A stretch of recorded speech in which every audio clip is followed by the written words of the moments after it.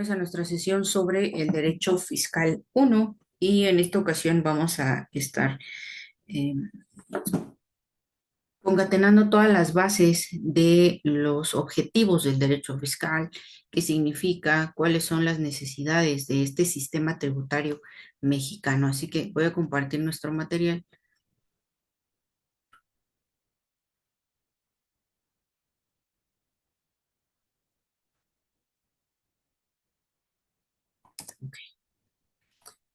El derecho fiscal en México se refiere al conjunto de normas que regulan la obtención de recursos a través de impuestos y su administración por parte del Estado. Este derecho fiscal, recuerden que está en constante modificación, en constante adecuación sobre las necesidades de esta gestión financiera del país. Tenemos varias leyes que están meramente relacionadas con lo que es el derecho fiscal y vamos a mencionar algunas de ellas que son relativamente también las que vamos a tener en algún punto como consulta, ¿no? Fracciones como la Ley de Ingresos de la Federación, la Ley Federal de los Derechos del Contribuyente, la Ley del Impuesto sobre la Renta Correlacionada, el reglamento de la Ley del ISR, Ley de Impuesto al Valor Agregado, Ley del IEPS, reglamento del IEPS, el Código Fiscal de la Federación y por supuesto ya facciones como son la Ley Federal del Procedimiento Contencioso Administrativo que nos van a llevar a otras circunstancias también conforme hablemos, por ejemplo, cuestiones empresariales con el Código de Comercio, cuestiones patrimoniales como es el Código Civil, el Código Penal Federal en las cuestiones de delitos fiscales y cada una de ellas, por ejemplo, relacionadas con cuestiones internacionales como la ley aduanera, relaciones de cámaras empresariales y las confederaciones, la ley de comercio exterior, ¿no? Por ejemplo.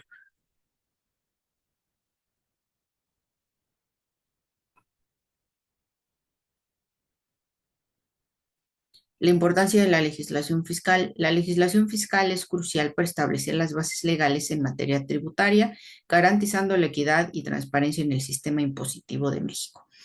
Como acabo de darles varios ejemplos sobre las leyes que básicamente contienen relación directa con lo que es nuestro sistema fiscal, vamos a tener en cuenta también sobre las autoridades fiscales, es decir, en la Secretaría de Hacienda y Crédito Público, la ley, ¿no? De el Servicio de Administración Tributaria, facciones que van a ser completamente relacionadas a lo que son los ingresos y los egresos del Estado conforme a nosotros como contribuyentes, es decir, los ciudadanos que estamos obligados a materia constitucional desde el artículo 30, 31, en las obligaciones del ciudadano mexicano está precisamente impuesto la obligación de la contribución.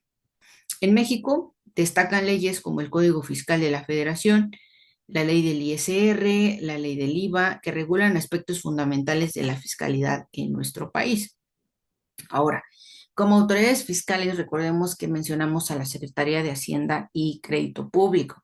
Bajo este punto, también el Servicio de Administración Tributaria son quienes manejan este sistema sobre el registro, identificación, cobros, multas y requerimientos que en su momento son parte de estas obligaciones fiscales, de acuerdo a la clasificación de la que acabamos de hablar.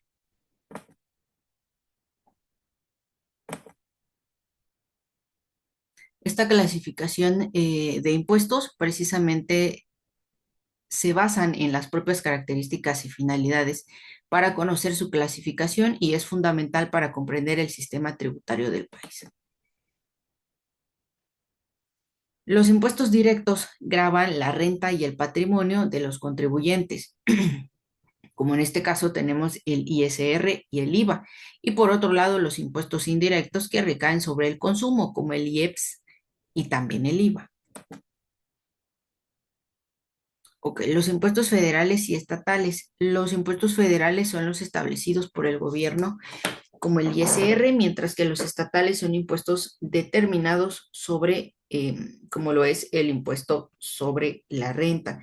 Recordemos que este derecho fiscal incluye no únicamente sobre el estatus como contribuyente de persona física, sino que también estamos hablando de aspectos esenciales sobre las personas morales, es decir, tanto empresas como personas físicas con actividad empresarial.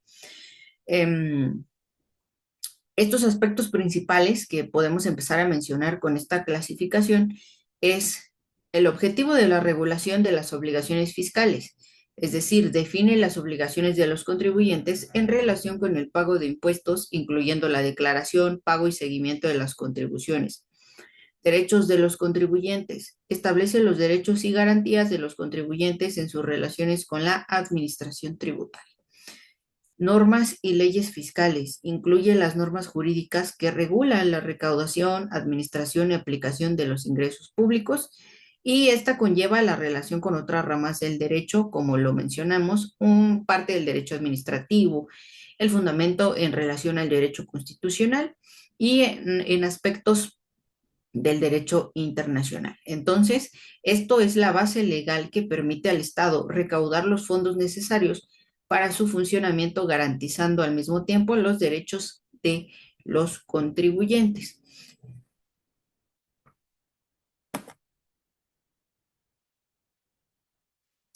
Ahora bien, tenemos también los impuestos progresivos y regresivos que aumentan a medida que el ingreso del contribuyente aumenta, como el ISR. Es decir, también hay principios que vamos a comentar. Estos principios que son aplicables hacia la regulación de la obligación. La base de estos principios, vamos a irlos discutiendo, es, por ejemplo, el principal es el principio de legalidad, que todo tributo debe estar establecido por ley, es decir, debe haber una base legal para la existencia y la aplicación de cualquier impuesto. El principio de generalidad, que todos los contribuyentes deben estar sujetos a las mismas reglas y obligaciones tributarias. El principio de obligatoriedad es que todos tienen la obligación de contribuir al sostenimiento del Estado mediante la aplicación de los tributos. El principio de proporcionalidad, los impuestos deben ser proporcionales a la capacidad económica de los contribuyentes, es decir, no deben ser excesivamente gravosos ni tampoco ineficientes. Ahora, el principio de equidad, el sistema tributario debe ser justo y equilibrado, garantizando que las cargas tributarias se distribuyan de manera equitativa entre los contribuyentes. El principio de capacidad contributiva significa que los impuestos deben basarse en la capacidad económica de los contribuyentes, es decir, en su capacidad de pagar. El principio de vinculación con el gasto público. Los recursos obtenidos a través de los impuestos deben ser utilizados para financiar las necesidades públicas, como educación, salud, seguridad, entre otros. El principio de certeza obliga a que el sistema tributario debe ser claro y transparente, de manera que los contribuyentes sepan con exactitud cuáles son sus obligaciones y derechos. El principio de no confiscatoriedad. Los impuestos no deben ser tan altos que puedan expropiar la capacidad contributiva de los contribuyentes. El principio de progresividad. En algunos casos, los impuestos pueden ser progresivos, es decir, que el porcentaje de impuesto a pagar aumenta a medida que aumenta la capacidad económica de los contribuyentes. La aplicación de estos principios aseguran que el sistema fiscal pues sea eficiente, justo, transparente, promoviendo la equidad y la seguridad jurídica para los contribuyentes, que en este caso también se opta por la protección completa de lo que son los derechos humanos y el conocimiento de los mismos por las autoridades en cada uno de sus actos. Por eso mencionamos aquí los procedimientos de impuestos en México.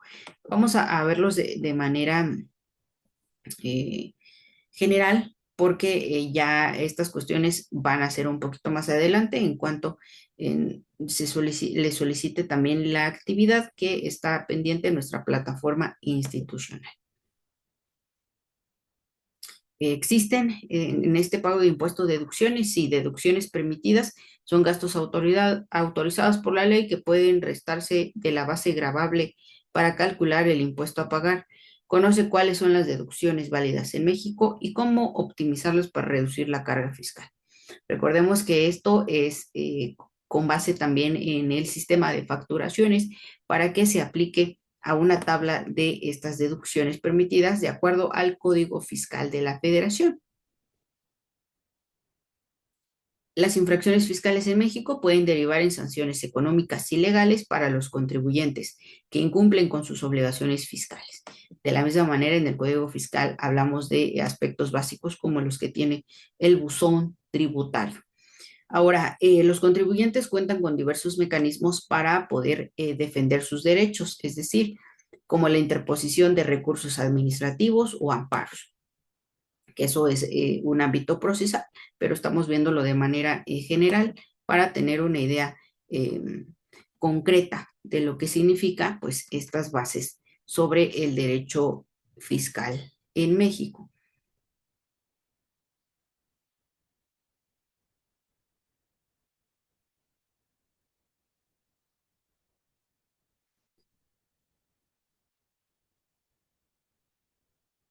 Ok, ya nada más para mencionar que estos deben estar reconocidos mediante los elementos importantes del impuesto, es decir, el sujeto, el objeto, la fuente, la base, la cuota y la tasa, mediante la clasificación de los impuestos que también encontramos en el Código Fiscal de la Federación, para que se entiendan, ¿no? Todas las características que todo contribuyente debe conocer por el simple hecho de la obligación fiscal.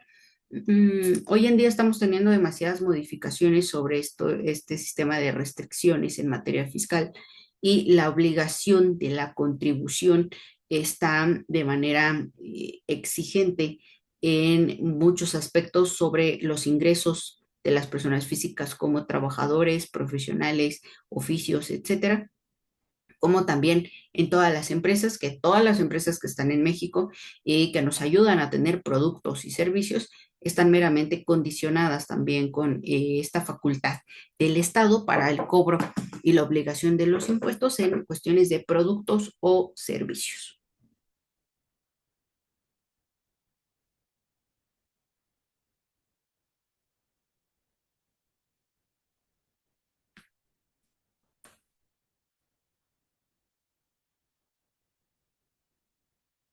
Para concluir, sería con hacernos la pregunta, ¿por qué necesita ingresos el Estado? Desde sus orígenes, el Estado fue concebido como un instrumento para proteger al hombre, defenderlo y proporcionarle ciertos bienes y servicios que por sí solo no podría alcanzar. Así, una de las actividades primordiales del Estado es la satisfacción de las necesidades colectivas de interés general, en teoría. El hombre, al no poder vivir aislado, se une a otros constituyendo sociedades, además que las necesidades básicas como comer, dormir y refugiarse de las inclemencias del tiempo, vivir en sociedad genera otras necesidades comunes a la población. En efecto, la interacción entre seres humanos produce necesidades que llamamos colectivas. Estas consisten en bienes y servicios que ayudan a la población a vivir en paz y armonía y corresponde al Estado proveerlas. En un principio, los bienes y servicios proveídos por el Estado eran pocos, como proteger la vida de sus miembros, mantener la seguridad, reducir el miedo, crear paz civil, asegurar el derecho a la propiedad, facilitar el comercio. Luego, estos bienes y servicios fueron aumentando en la medida en que el Estado adquirió la función de regular desigualdades sociales.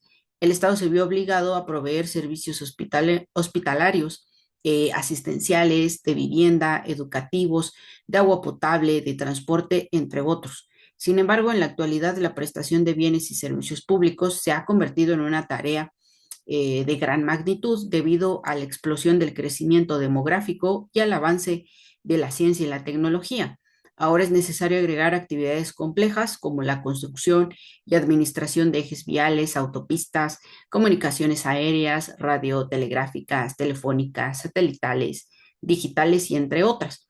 El Estado, a través de las diversas acciones y órganos que lo componen, realiza actos que proveen ingresos para que todos estos bienes y servicios sirvan para la necesidad colectiva y al mismo tiempo subsanar las necesidades sociales de los ciudadanos con quien el Estado también está obligado.